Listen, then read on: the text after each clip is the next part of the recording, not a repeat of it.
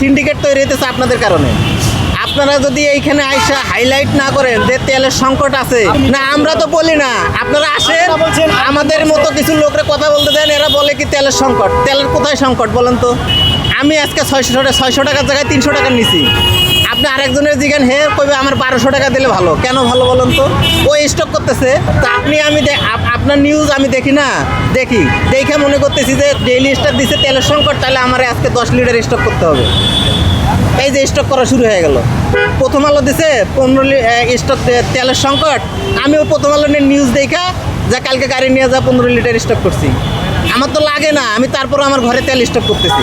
ওই জন্য আমার আপনাদের চ্যানেলের প্রতি এই যে ডেইলি স্টার, প্রথম আলো এত গুরুত্বপূর্ণ নিউজ, আপনারা অনেক দেশের মধ্যে অনেক কিছু অন্যায় হইতেছে না, ভালো ভালো নিউজ করার জায়গা আছে না, এই জায়গাগুলো নিউজ করেন। তেলের সংকট না দেখান ভাই। তেলের সংকট যত দেখাবেন হারাম আছে তত সংকট তৈরি হবে। আমরা বাঙালি তো আমরা চোর জাতি, আমরা এটাই পারি, শুধু যেটা সংকট ওইটাই আমরা কিনে স্টক করতে পারি। আপনি কালকে দেখেন সয়াবিন তেল নাই, দেখবেন সয়াবিন তেল মার্কেটে নাই, এটাই ঘটতেছে।